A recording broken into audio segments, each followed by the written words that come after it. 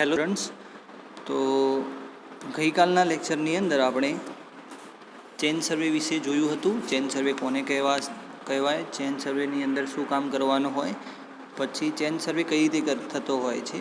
તો ચેન સર્વે માટે એક આપણે એનિમેશન વિડીયો દ્વારા પણ સમજ્યા હતા. હવે એની અંદર સૌપ્રથમ આપણે જોયું હતું કે મેન સર્વે સ્ટેશન એટલે કે કોઈપણ પ્રદેશનું સર્વેક્ષણ કરવા માટે તે પ્રદેશનું પ્રાથમિક અવલોકન કરી સર્વેક્ષણ વિસ્તારને ત્રિકોણના શિરોબિંદુ નક્કી કરવામાં આવે છે, જેને મેન સર્વેક્ષણ સ્ટેશન કહે છે. પછી એની પસંદગીમાં ધ્યાનમાં રાખવાની બાબતો જોઈ હતી. હવે આપણે જોઈશું આજે બેઝ લાઇન. નંબર 1 જે આપણું હતું મેન સર્વે સ્ટેશન, એ આપણે ભણી ચૂક્યા છીએ, બરાબર. નંબર 2 આવશે બેઝ લાઇન. તો નોર્મલી બેઝ લાઇન કોને કહેવાશે?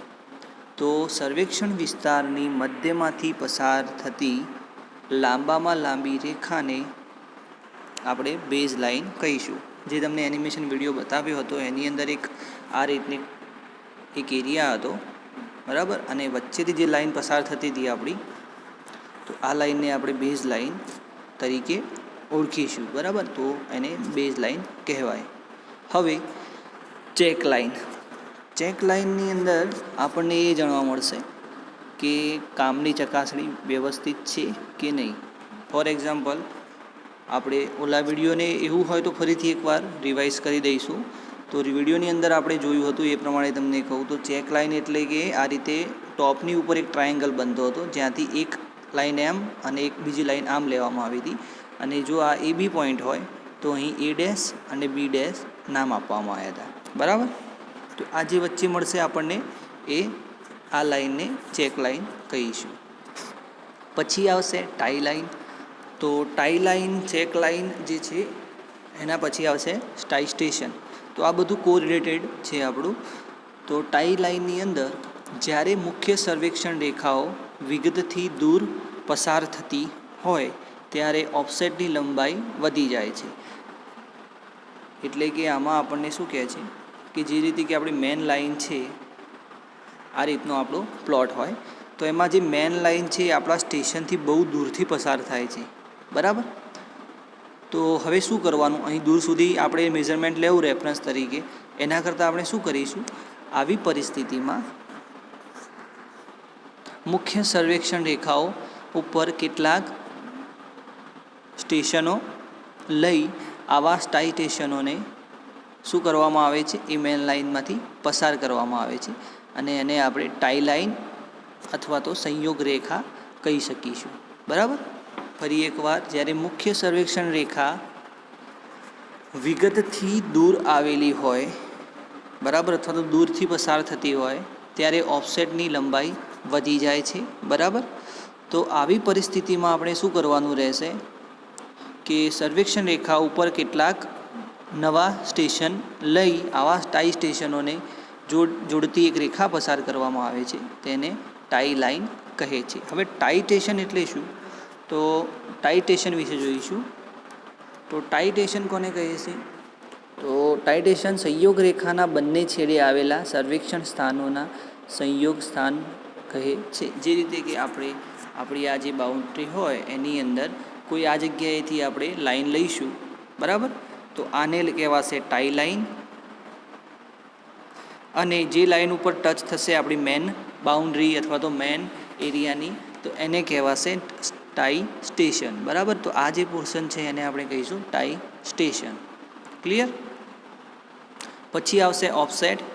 તો સર્વેક્ષણ રેખાની ડાબી કે જમણી બાજુએ આવેલા વિવિધ અથવા તો વિગતો જે પણ સ્થાન નિર્ધારિત કરવા માટે સર્વેક્ષણ રેખાથી વિગત સુધીના લેટરલ મેઝરમેન્ટ લેવામાં આવે છે. આ માપને ઓફસેટ કહીએ છીએ. ઓફસેટ એટલે કે આપણી એક લાઈન પસાર થાય છે, અહીં આપણને સ્કૂલ આપેલી છે, અહીં કોઈ હોસ્પિટલ આપેલી છે, બરાબર. આ સ્કૂલ, આ હોસ્પિટલ, પછી અહીં કોઈ શોપિંગ સેન્ટર આપેલું છે, બરાબર.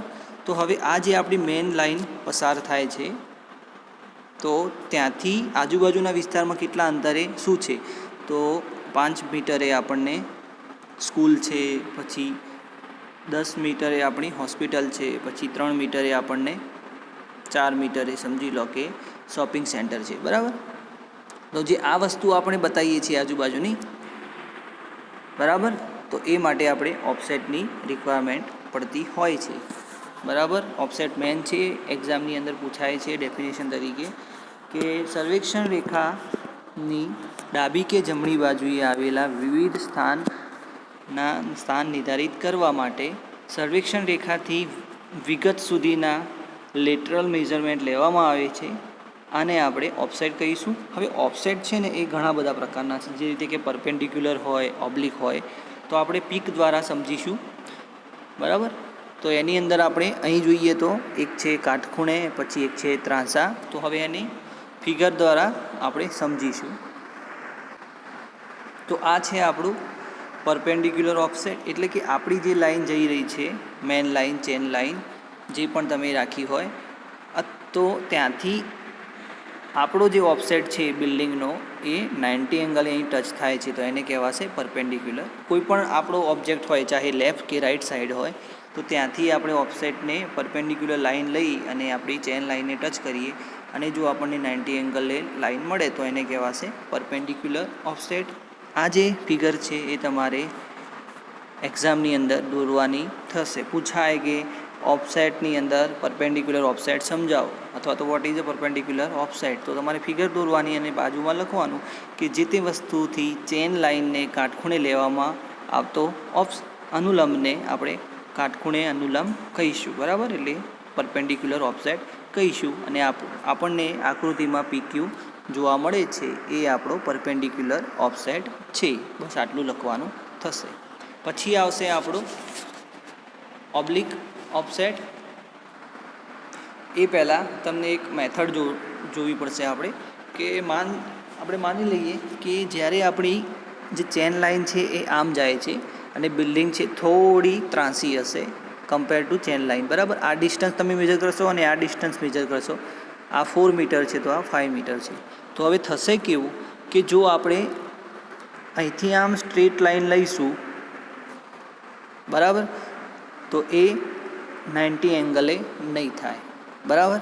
તો હવે શું કરવાનું, કેમ કે દર વખતે આપણી ચેન લાઈનમાં બિલ્ડિંગ નહીં હોય, ઘણી વખતે થોડું ડિસ્ટન્સ વધી જતું હોય 2 પોઈન્ટ માટે. તો હવે કરવાનું શું થશે કે ચેનને આપણે પી પોઈન્ટે પકડીશું, 0એ, બરાબર. માપપટ્ટીને આપણે 0એ અથવા તો ચેનને 0એ પકડીશું, બરાબર. ત્યાંથી એને ક્યુ તરફ લંબાવીશું. હવે એમ માની લઈએ કે આ 3 ડાયરેક્શનમાં આપણે માપ છે. તો સૌ પ્રથમ અહીં આપણને 4 મીટર મળે છે, અહીં આપણને 3 મીટર મળે છે અને આપણને અહીં 2 મીટર મળે છે. એટલે કે જે જગ્યાએ આપણને ઓછામાં ઓછું માપ મળશે એ હશે આપણો 90 એંગલ, બરાબર. એટલે કે આ જે લાઈન લીધી છે, કઈ રીતે લીધી છે કે જે પણ મેઝરમેન્ટ અથવા આપણે લીધું હોય ચેન વડે કાં તો ટેપ વડે, તો એમાં ઓછું જ્યાં માપ આવશે એ થશે આપણું 90 એંગલ, બરાબર. હવે આવશે ઓબ્લિક ઓફસેટ. ઓબ્લિક ઓફસેટની અંદર પહેલાં આની થોડી થિયરી જેવું સમજી લઈએ કે એક માણસ માપપટ્ટીને 0 વડે પી સ્થાન ઉપર ઊભો છે, બરાબર. મેં તમને સમજાવ્યું એ પ્રમાણે. હવે બીજો માણસ માપપટ્ટીને યોગ્ય લંબાઈએ પકડી સાંકળ ઉપર સેગિંગ એટલે કે ઝુલાવશે. આ ઉપરાંત જે બિંદુ આગળ માપપટ્ટી ઉપર ઓછામાં ઓછું અંતર વંચાય ત્યાં આપણે ક્યુ બિંદુ સ્થાપિત કરીશું, બરાબર. આ એને આમ રીતે કામ કરે છે. હવે ઓબ્લિક ઓફસેટ જોઈશું. તો આ છે આપણો ઓબ્લિક ઓફસેટ.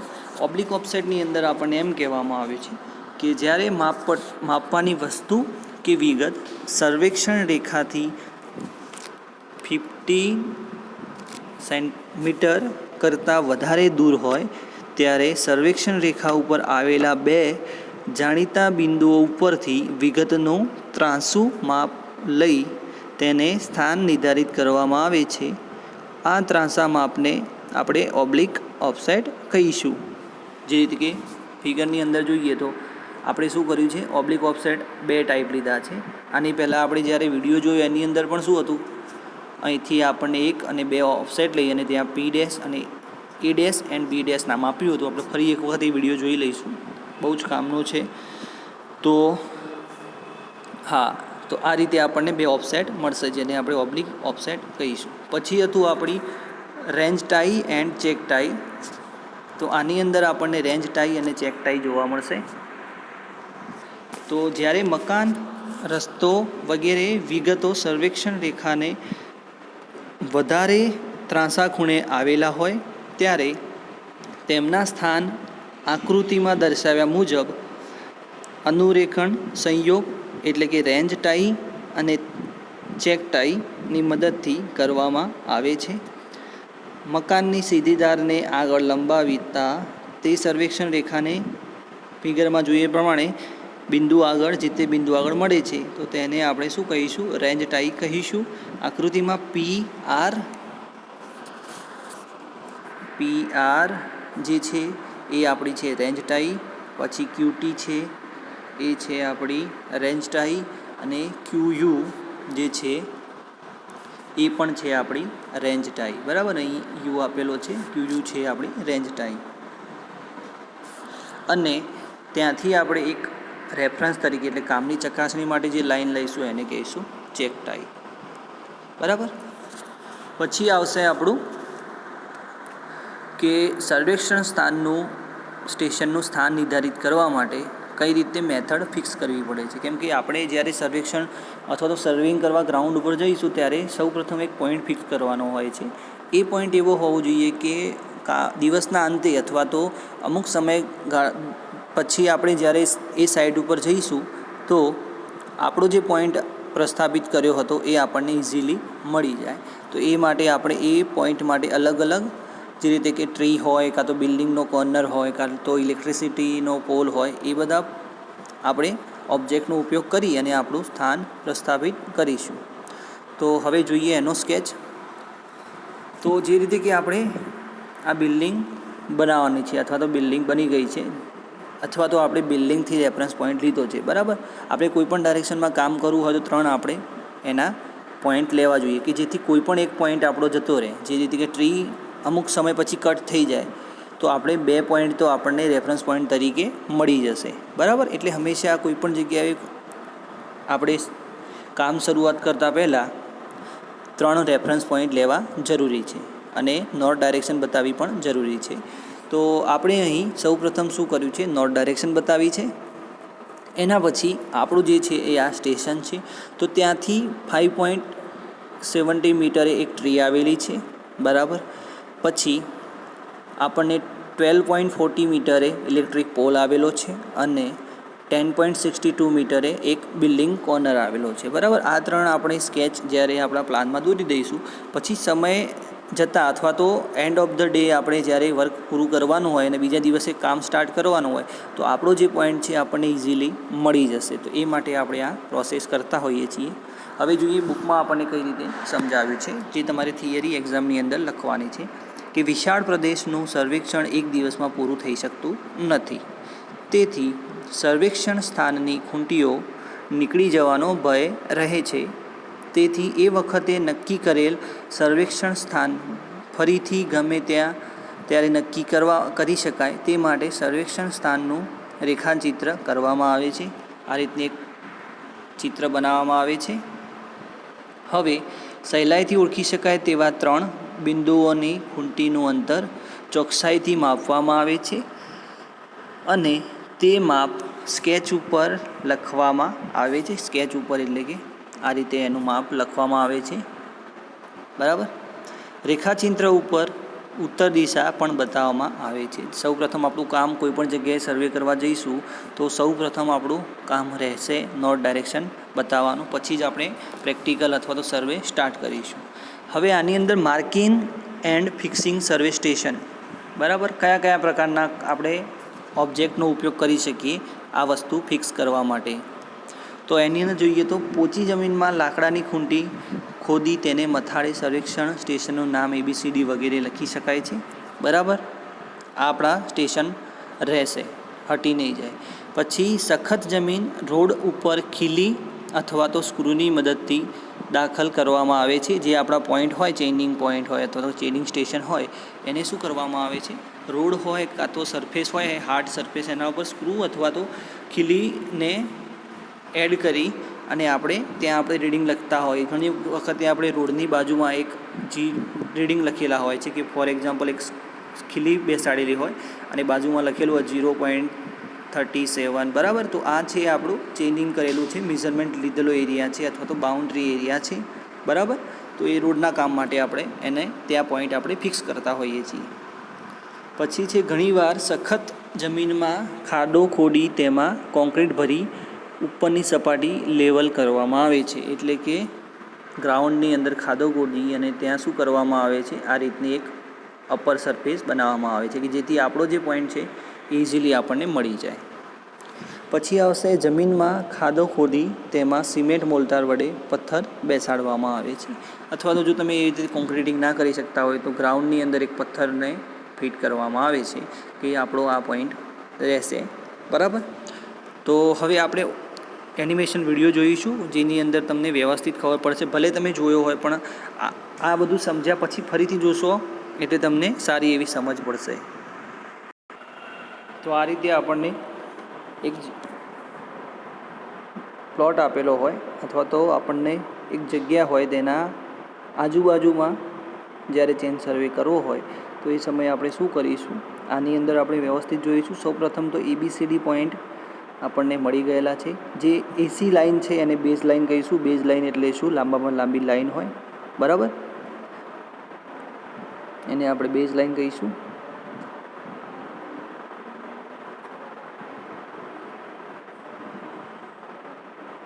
એનું આપણે ડિસ્ટન્સ આ રીતે મેઝરમેન્ટ કરીશું ચેન વડે. જે ડિસ્ટન્સ મળે એ આપણને શીટની અંદર અથવા તો ડ્રોઈંગ પેપરની અંદર લખી દેવાનું રહેશે. પછી બીજા બે પોઈન્ટ લઈ લઈએ. આની અંદર CD પોઈન્ટ લીધા છે તો CDનું ડિસ્ટન્સ મેજર કરવામાં આવે છે. તો સૌપ્રથમ 30 મીટર.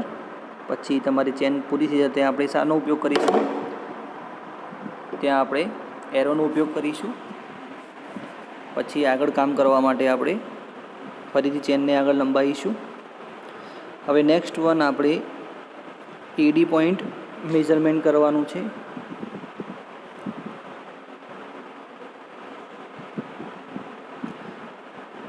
તો જે તમને 30 મીટર એક ક્વેશ્ચન માર્ક દેખાય છે એ આપણો એરો છે, બરાબર.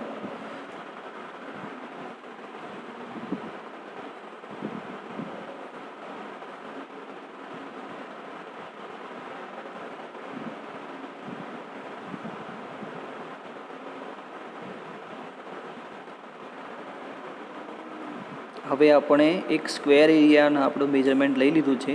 હવે ટ્રાયેંગલવાળો પોર્શન જે છે ઉપરનો એ બાકી રહેશે.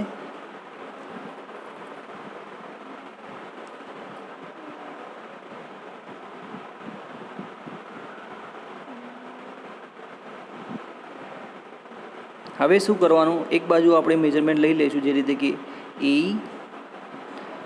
હવે જે ઓફસેટ આપણને આપેલા છે, આપણને આની અંદર બે મકાન દેખાઈ રહ્યા છે, બરાબર. એક છે આ અને બીજું છે આ. તો ત્યાંથી આપણે શું કરીશું, એક ઓફસેટ લાઈન લઈશું બંને અલગ અલગ મકાન માટેની.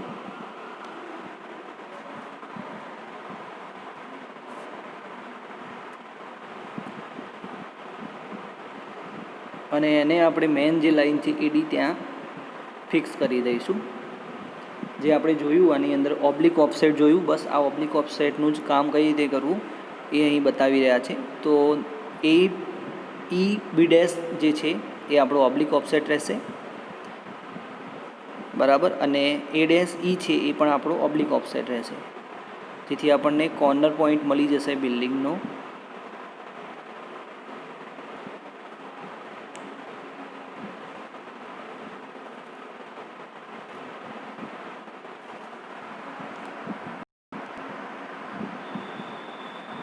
તો આ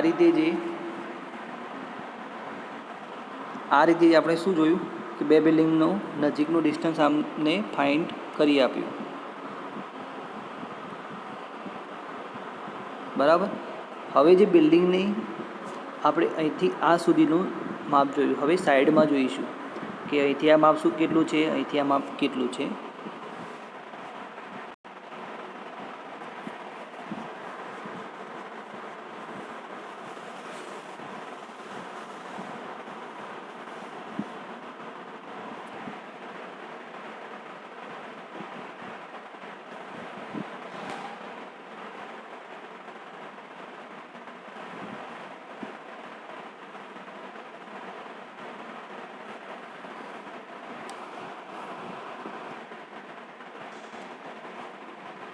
બિલ્ડિંગની બંને બાજુની બાઉન્ડ્રી લેવામાં આવશે, જેથી આપણને ખબર પડશે કે આટલા મીટરે આપણી બિલ્ડિંગની બાઉન્ડ્રી હતી, 6 મીટર, 8 મીટર એન્ડ 8 મીટર. અને બાઉન્ડ્રીથી આપણી બેઝ લાઇન કેટલા મીટરે હતી તો એ પણ જોઈ લેવાનું આપણે. 3 મીટરે હતી આપણી બેઝ લાઇન.